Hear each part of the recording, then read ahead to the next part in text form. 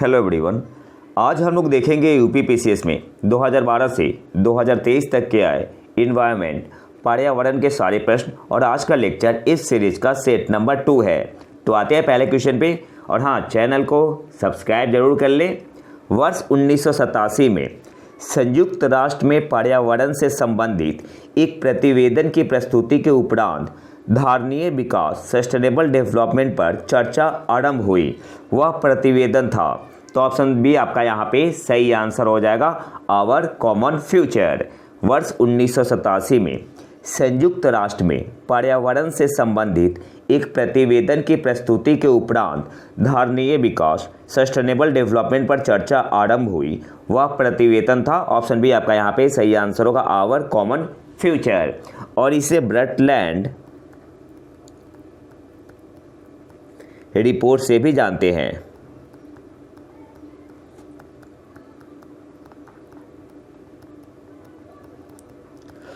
अगले क्वेश्चन पे आते हैं।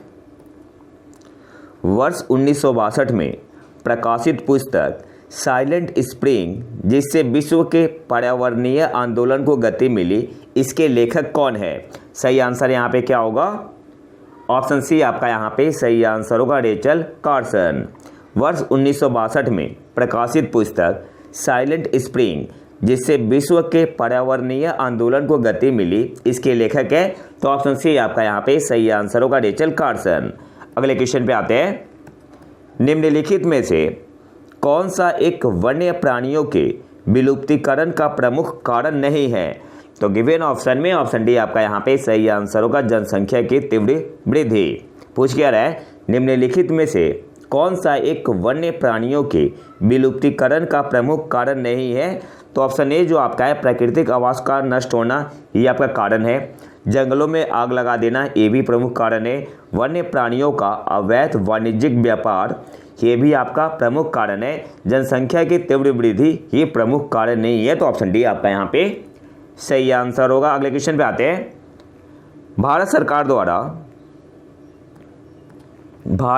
द्वारा जुलाई 2020 में बाघों की गणना 2018 पर जारी विस्तृत प्रतिवेदन के संदर्भ में निम्नलिखित कथनों में से कौन सा सही है?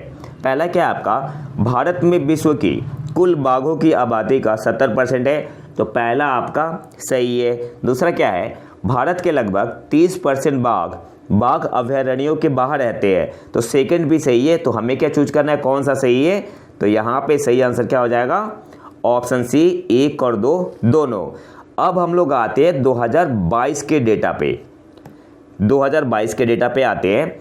तो जो 2022 का डेटा आया हुआ था, इसमें टोटल टाइगर पॉपुलेशन कितना बताया गया है? 3682। 3682 ये आपका एक एवरेज नंबर है, ठीक है।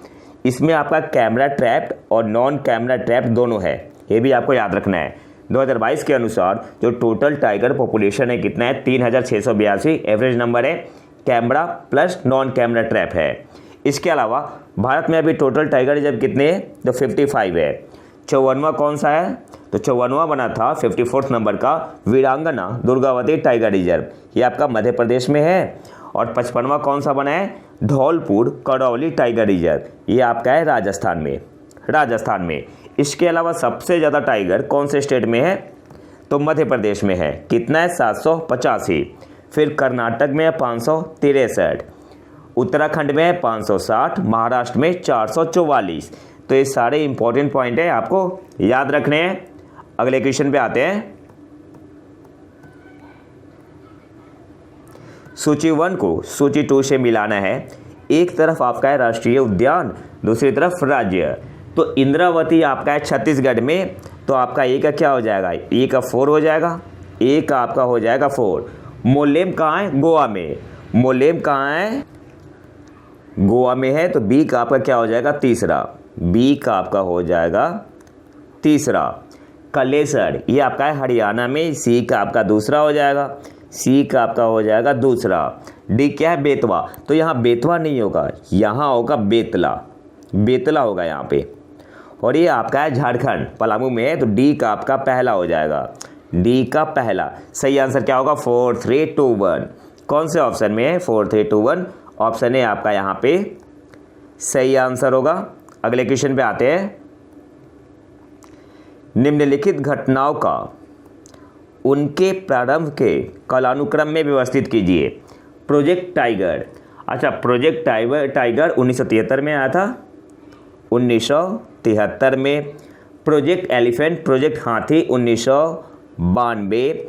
वन्यजीव संरक्षण अधिनियम 1972 और जैव विविधता अधिनियम 2002। अब इसको अरेंज करना है तो सबसे पहले आपका क्या हो जाएगा, सबसे पहले आपका होगा वन्यजीव संरक्षण अधिनियम, तो सबसे पहले तीसरा होगा। इसके बाद प्रोजेक्ट टाइगर, तो इसके बाद आपका पहला हो जाएगा। 3 के बाद क्या होगा, पहला होगा। इसके बाद आपका होगा प्रोजेक्ट हाथी, फिर होगा आपका दूसरा, और सबसे आखिरी में जैव विविधता अधिनियम चौथा होगा। तो सही ऑर्डर क्या हो जाएगा, 3, 1, 2, 4। कौन से ऑप्शन में है, 3, 1, 2, 4। ऑप्शन सी आपका यहाँ पे सही आंसर होगा, 3, 1, 2, 4। प्रोजेक्ट टाइगर 1 अप्रैल 1973, प्रोजेक्ट हाथी 1992, वन्यजीव संरक्षण अधिनियम 1972 और जैव विविधता अधिनियम 2002।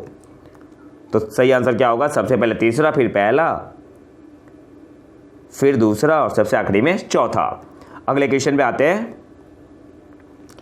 एक पारिस्थितिकी तंत्र के विभिन्न घटकों से होकर पोषक तत्वों का गुजरना कहलाता है। तो क्या बोलते हैं, जैव भू रसायन चक्र, बायो जियो केमिकल साइकिल। इंग्लिश में क्या बोलेंगे, बायो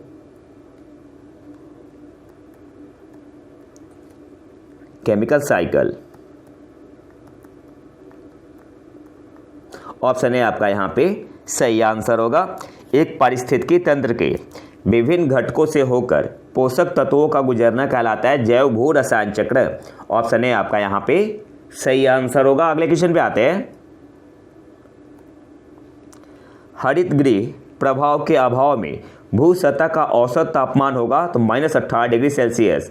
ऑप्शन बी आपका यहाँ पे सही आंसर होगा। अगले क्वेश्चन पे आते हैं।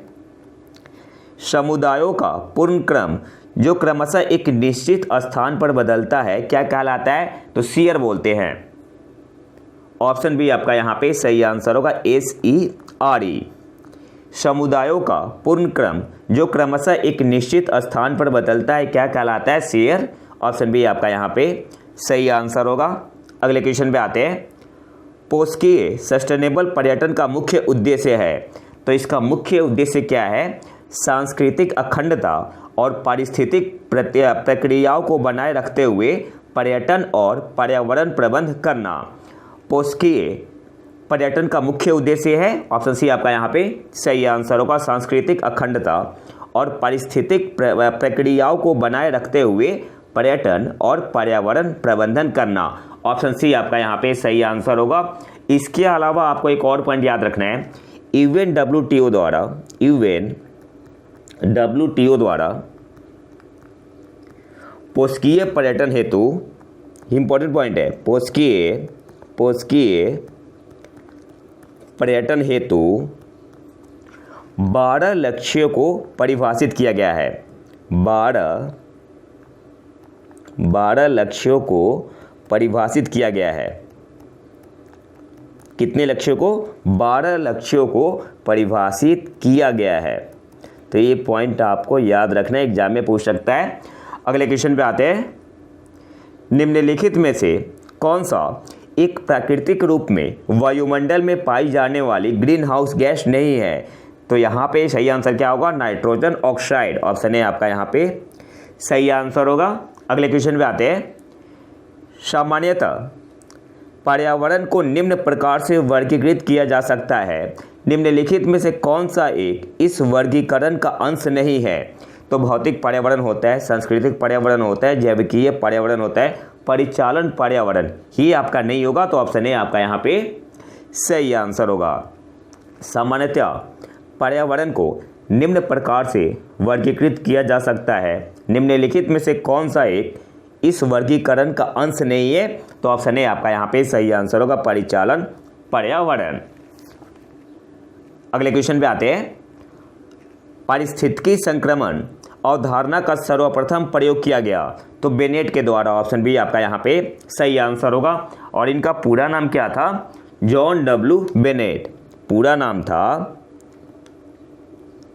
John W Bennett. ठीक है। पारिस्थितिकी संक्रमण अवधारणा का सर्वप्रथम प्रयोग किया गया जॉन डब्ल्यू बेनेट के द्वारा। ऑप्शन बी आपका यहाँ पे सही आंसर होगा। अगले क्वेश्चन पे आते हैं। निम्नलिखित में से कौन सा वैश्विक ताप वृद्धि ग्लोबल वार्मिंग का प्रभाव है? समुद्र जल तल का बढ़ना, ये भी है। हिम नदी का पिघलना, ये भी है। बीमारियों का फैलना, हाँ ये भी है। चौथा क्या है? प्रवाल भित्ति का विरंजन होना, तो चौथा भी सही है। तो कौन सा सही है? ऑप्शन डी आपका यहाँ पे सही आंसर होगा। 1 2 3 4, ऑप्शन डी आपका यहाँ पे सही आंसर होगा। अगले क्वेश्चन पे आते हैं। निम्नलिखित घटनाओं को कालानुक्रमित क्रम में व्यवस्थित कीजिए। रियो पृथ्वी शिखर सम्मेलन, तो ये आपका कब था? रियो पृथ्वी शिखर सम्मेलन 1992। इसके अलावा ब्रटलैंड आयोग रिपोर्ट का प्रकाशन 1987। इसके अलावा मॉन्ट्रियल प्रोटोकॉल का प्रवर्तन 1989। The limit to growth report का प्रकाशन 1972। रियो पृथ्वी शिखर सम्मेलन 1992। ब्रटलैंड आयोग रिपोर्ट का प्रकाशन ये आपका 1987। मॉन्ट्रियल प्रोटोकॉल का प्रवर्तन 1989 और the limit to growth report का प्रकाशन 1972। अब हमें अरेंज करना है, तो सबसे पहले आपका होगा चौथा। सबसे पहले चौथा होगा, इसके बाद आपका होगा दूसरा होगा, इसके बाद दूसरा होगा आपका ब्रटलैंड आयोग रिपोर्ट का प्रकाशन। इसके बाद आपका होगा तीसरा, मॉन्ट्रियल प्रोटोकॉल का प्रवर्तन 1989। तीसरा और सबसे आखिरी में रियो पृथ्वी शिखर सम्मेलन 1992 पहला। तो सही कालानुक्रम क्या होगा? 4 2 3 1 कौन से ऑप्शन में है? तो ऑप्शन बी आपका यहाँ पे सही आंसर होगा। 4 2 3 1। अगले क्वेश्चन पे आते हैं।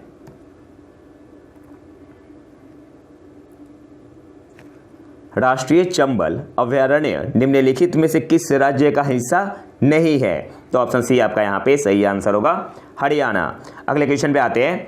इकोसिस्टम के संबंध में निम्न में से क्या सत्य है? तो गिवन ऑप्शन में कौन सा सही है? ऑप्शन सी आपका यहाँ पे सही आंसर होगा, उत्पादक प्राथमिक उपभोक्ता से अधिक है। हमें बताना है कौन सा सत्य है, तो ऑप्शन सी आपका यहाँ पे सही आंसर होगा, बाकी सब गलत है। अगले क्वेश्चन पे आते हैं। सुपोषण के संदर्भ में निम्नलिखित में से कौन सा कथन सही है? पहला क्या है आपका? यह जल निकाय के पोषक तत्व संवर्धन की घटना है, पहला आपका सही है। दूसरा क्या है? यह जल में घुलित ऑक्सीजन को कम करता है, तो सेकंड भी आपका सही है। तो हमें चूज करना है कौन सा सही है, तो दोनों सही है। तो ऑप्शन सी आपका यहाँ पे सही आंसर होगा। यहाँ पे ऑप्शन नहीं है, तो ऑप्शन सी मैं लिख दे रहा हूँ। ऑप्शन सी है आपका बोथ 1 and 2 और ऑप्शन डी मान लो कि नन। तो सही आंसर यहाँ पे क्या होगा? ऑप्शन सी आपका यहाँ पे सही आंसर होगा, बोथ 1 and 2। अगले क्वेश्चन पे आते हैं। मानव गतिविधियों से परिवर्तित पर्यावरण कहलाता है एंथ्रोपोजेनिक पर्यावरण। ऑप्शन बी आपका यहाँ पे सही आंसर होगा। मानव गतिविधियों से परिवर्तित पर्यावरण कहलाता है, तो ऑप्शन बी आपका यहाँ पे सही आंसर होगा, एंथ्रोपोजेनिक पर्यावरण।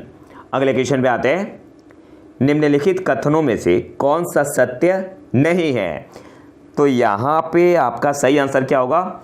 भूमध्य रेखा से ध्रुवों की ओर जाती विविधता में वृद्धि होती है, ये गलत है। अच्छा, ये गलत क्यों है? यहाँ पे होगा घटती है, कमी होती है, घटती है या कमी होती है। तो पहला ही आपका सत्य नहीं है, तो ऑप्शन ए आपका यहाँ पे सही आंसर होगा। बाकी भी क्या है? उष्णकटिबंध शीतोष्ण क्षेत्रों की अपेक्षा अधिक जातियों को आश्रय देता है, सही है। विशालतम जैव विविधता अमेजनी वर्षा वनों में पाई जाती है, सही है। जाति विविधता शीतोष्ण क्षेत्रों से ध्रुवों की ओर घटती जाती है, डी सही है। तो ऑप्शन ए आपका यहाँ पे गलत है। यहाँ पे क्या होगा, कमी होती है। अगले क्वेश्चन पे आते हैं, तो ऑप्शन ए आपका यहाँ पे सही आंसर होगा। अगले क्वेश्चन पे आते हैं, निम्नलिखित में से कौन सा वायु प्रदूषण के जैविक सूचक का प्रसिद्ध उदाहरण है, लाइकेंस। ऑप्शन ए आपका यहाँ पे सही आंसर होगा। अगले क्वेश्चन पे आते हैं, गैस जो धान के खेत से उत्सर्जित होती है तथा भूमि के तापमान में वृद्धि करती है, कौन सी गैस है, मीथेन है। ऑप्शन डी आपका यहाँ पे सही आंसर होगा, CH4। ये आपका क्या है, मीथेन है, एल्केन ग्रुप का है। अगले क्वेश्चन पे आते हैं, अंतर्राष्ट्रीय सौर गठबंधन का सचिवालय वर्तमान में निम्नलिखित में किस स्थान पर स्थित है। सही आंसर क्या होगा, ऑप्शन सी आपका यहाँ पे सही आंसर होगा, गुरुग्राम। यहाँ से आपको दो इंपॉर्टेंट पॉइंट याद रखना है। सबसे पहले माल्टा हाल ही में 119वें नंबर का देश बना है, 119वें नंबर का देश बना है जिसने ज्वाइन किया है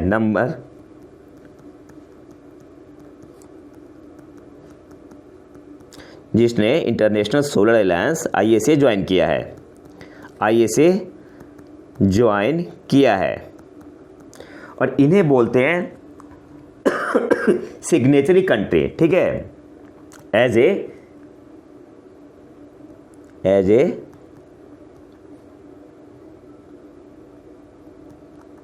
सिग्नेचरी कंट्री। और पनामा आपका बना है 97वें नंबर का देश, 97वें मेंबर ISA का, जिसने साइन और रेटिफाई दोनों किया है, साइन एंड रेटिफाइड दोनों किया है। अगले क्वेश्चन पे आते हैं, 100% सौर ऊर्जा पर चलने वाला भारतवर्ष का पहला केंद्र शासित प्रदेश है। तो ऑप्शन सी आपका यहाँ पे सही आंसर होगा, दीव था। अगले क्वेश्चन पे आते हैं, पर्यावरण कुजनेट्स वर्क पर्यावरणीय क्षति एवं प्रति व्यक्ति GDP के मध्य संबंध दर्शाता है। तो सबसे पहले तो आपको याद रखना है कि जो पर्यावरणीय कुजनेट्स वर्क है ये किसे दर्शाता है, तो आपका जो इन्वायरमेंट डैमेज, पर्यावरणीय क्षति एवं प्रति व्यक्ति GDP के मध्य संबंध दर्शाता है। अब क्वेश्चन पे आते हैं, क्वेश्चन क्या पूछ रहा है, इस पर्यावरणीय कुजनेट्स वर्क का आकार किस प्रकार का होता है। तो सही आंसर यहाँ पे क्या होगा, ऑप्शन ए आपका यहाँ पे सही आंसर होगा, उल्टा यू आकार का। पर्यावरणीय कुजनेट्स वर्क पर्यावरणीय क्षति एवं प्रति व्यक्ति GDP के मध्य संबंध दर्शाता है। इस पर्यावरणीय कुजनेट्स वर्क का आकार किस प्रकार का होता है, तो ऑप्शन ए आपका यहाँ पे सही आंसर होगा, उल्टा यू आकार। सही आंसर क्या हो जाएगा, ऑप्शन ए आपका यहाँ पे सही आंसर होगा। अगले क्वेश्चन पे आते हैं, नीचे दो कथन दिए गए हैं जिनमें एक को कथन तथा दूसरे को कारण कहा गया है। अच्छा, कथन क्या है, सतत विकास मानव समाज के कल्याण हेतु महत्वपूर्ण है, बिल्कुल सही है। कारण क्या बता रहा है कि सतत विकास से अभिप्राय ऐसे विकास से है जो भावी पीढ़ियों की ज़रूरतें पूरी करने की योग्यता को प्रभावित किए बिना वर्तमान समय की आवश्यकता पूरी करे। तो आपका दोनों सही है, और रीजन जो है आपका ए तथा आर दोनों सही है, तथा आर ए की सही व्याख्या है। ऑप्शन ए आपका यहाँ पे सही आंसर होगा, कॉमन सेंस का क्वेश्चन है। तो अगले क्वेश्चन पे आते हैं, निम्नलिखित में से भारत के संविधान के किसमें पर्यावरण संरक्षण एवं संवर्धन तथा वन व वन्य जीव की रक्षा के प्रावधान पाए जाते हैं। तो यहाँ पे सही आंसर क्या होगा, ऑप्शन सी आपका यहाँ पे सही आंसर होगा, ई और बी दोनों। ये आपका DPSP में भी है, केवल राज्य के निधि निर्देशक तत्व और मूल कर्तव्यों में। तो ई और बी आपका यहाँ पे दोनों सही होगा। इसके अलावा एक और पॉइंट याद रखना है, यहाँ पे आपका है अनुच्छेद 48A में, अनुच्छेद 48A में, और इसमें आपका मूल कर्तव्य फंडामेंटल ड्यूटी में कौन से अनुच्छेद में, अनुच्छेद 51AG। तो ये भी पॉइंट आपको याद रखना है। अगले क्वेश्चन पे आते हैं, निम्नलिखित में से कौन सा सही सुमेलित नहीं है? कार्टेजेना प्रोटोकॉल, बायोसेफ्टी, स्टॉकहोम सम्मेलन, अनवरत जैविक प्रदूषक, मॉन्ट्रियल प्रोटोकॉल, ओजोन परत। ये आपका सही सुमेलित है। पूछ रहे कौन सा सही सुमेलित नहीं है, तो क्योटो प्रोटोकॉल, वाटर कंजर्वेशन, जल संरक्षण नहीं।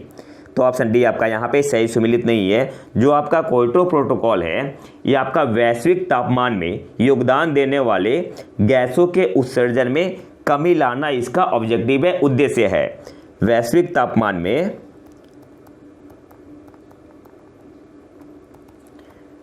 योगदान देने वाली गैसों के उत्सर्जन में कमी लाना है। गैसों के उत्सर्जन में कमी लाना है। यहाँ लिख दे रहा हूँ मैं, छोटे से मोबाइल से रिकॉर्ड करता हूँ तो दिक्कत होती है, ठीक है। तो आप लोग सपोर्ट करें और चैनल को सब्सक्राइब जरूर कर लें। अगले क्वेश्चन पे आते हैं। नीचे दो कथन दिए गए हैं जिनमें एक को कथन तथा दूसरे को कारण कहा गया है। कथन क्या है आपका? उष्णकटिबंधीय देशों में तितलियों की प्रजातियां सर्वाधिक संख्या में पाई जाती है। सही है। कारण क्या बता रहे हैं? तितलियां कम तापमान में नहीं रह सकती है। तो सही आंसर यहाँ पे क्या होगा? ऑप्शन ए आपका यहाँ पे सही आंसर होगा। ए तथा आर दोनों सही है और आर ए की सही व्याख्या है। ऑप्शन ए आपका यहाँ पे सही आंसर होगा। अगले क्वेश्चन पे आते हैं। पारिस्थितिक तंत्र में एक पोषी स्तर से दूसरे पोषी स्तर में स्थानांतरण से ऊर्जा की मात्रा घटती है। ऑप्शन बी आपका यहाँ पे सही आंसर होगा। इजी क्वेश्चन है। अगले क्वेश्चन पे आते हैं। निम्नलिखित में से कौन सा जैविक नाइट्रोजन निर्धारण से संबंधित है? तो नीला, हरा, शैवाल। ऑप्शन डी आपका यहाँ पे सही आंसर होगा। अगले क्वेश्चन पे आते हैं। स्मॉग आवश्यक रूप से वायुमंडल में निम्नलिखित की उपस्थिति के कारण होता है। तो ऑप्शन डी आपका यहाँ पे सही आंसर होगा। नाइट्रोजन तथा सल्फर के ऑक्साइड। धुआं, स्मॉग आवश्यक रूप से वायुमंडल में निम्नलिखित की उपस्थिति के कारण होता है। तो ऑप्शन डी आपका यहाँ पे सही आंसर होगा। नाइट्रोजन तथा सल्फर के ऑक्साइड, इनकी उपस्थिति के कारण। तो ऑप्शन डी आपका यहाँ पे सही आंसर होगा। अगले क्वेश्चन पे आते हैं। निम्नलिखित क्षेत्रों में से किसमें दुर्लभ उपलब्धि के लिए वैश्विक 500 पुरस्कार दिया जाता है? अच्छा, ये पुरस्कार शुरू कब हुआ था? वैश्विक 500 1987 में इसे प्रारंभ किया गया था। किसके द्वारा? यूएनईपी के द्वारा। यूएनईपी के द्वारा। और किस क्षेत्र में दिया जाता है? पर्यावरण संरक्षण। ऑप्शन बी आपका यहाँ पे सही आंसर होगा। ऑप्शन बी आपका यहाँ पे सही आंसर होगा। अगले क्वेश्चन पे आते हैं। भारत में सबसे अधिक जैव विविधता संपन्न क्षेत्र है। तो पश्चिमी घाट, वेस्टर्न घाट। ऑप्शन सी आपका यहाँ पे सही आंसर होगा। अगले क्वेश्चन पे आते हैं। निम्नलिखित में से कौन सा भारत में सतत विकास लक्ष्यों के कार्यान्वयन के लिए एक नोडल संस्था है? तो नीति आयोग है। ऑप्शन सी आपका यहाँ पे सही आंसर होगा। निम्नलिखित में से कौन सा भारत में सतत विकास लक्ष्यों के कार्यान्वयन के लिए एक नोडल संस्था है? तो नीति आयोग। ऑप्शन सी आपका यहाँ पे सही आंसर हो जाएगा। अगले क्वेश्चन पे आते हैं। निम्नलिखित में से कौन सा सतत विकास लक्ष्य सस्टेनेबल डेवलपमेंट गोल भारत में 2030 तक सभी के लिए पानी की उपलब्धता और इसके अस्थायी प्रबंधन को लक्षित करेगा? तो कौन से नंबर का गोल है? Sustainable development goal 6। Option A आपका यहाँ पे सही आंसर होगा। इंपॉर्टेंट क्वेश्चन है, ये बार बार पूछता है। अगले क्वेश्चन पे आते हैं। संवर्धी की सीमा की अवधारणा का प्रतिपादन किसके द्वारा किया गया था? तो क्लब ऑफ रोम के द्वारा। ऑप्शन ए आपका यहाँ पे सही आंसर होगा। संवर्धी की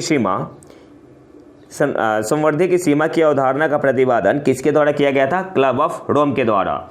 ऑप्शन ये आपका यहाँ पे सही आंसर होगा। इसके अलावा the limit to growth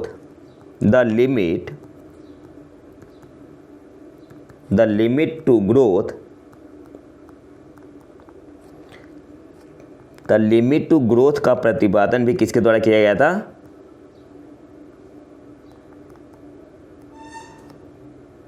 club of Rome के द्वारा। क्लब ऑफ रोम के द्वारा। तो ये भी आपको याद रखना है, पूछ सकते हैं एग्जाम में। अगले क्वेश्चन पे आते हैं। भारत द्वारा भूमि क्षरण तटस्थता प्राप्त करने का लक्ष्य रखा गया है 2030 तक। ऑप्शन बी आपका यहाँ पे सही आंसर होगा। भारत द्वारा भूमि क्षरण तटस्थता प्राप्त करने का लक्ष्य रखा गया है 2030 तक। ऑप्शन बी आपका यहाँ पे सही आंसर होगा। अगले क्वेश्चन पे आते हैं। India state of forest report 2017 के अनुसार देश के कुल भौगोलिक क्षेत्रफल का कितना प्रतिशत वनों के अंतर्गत है।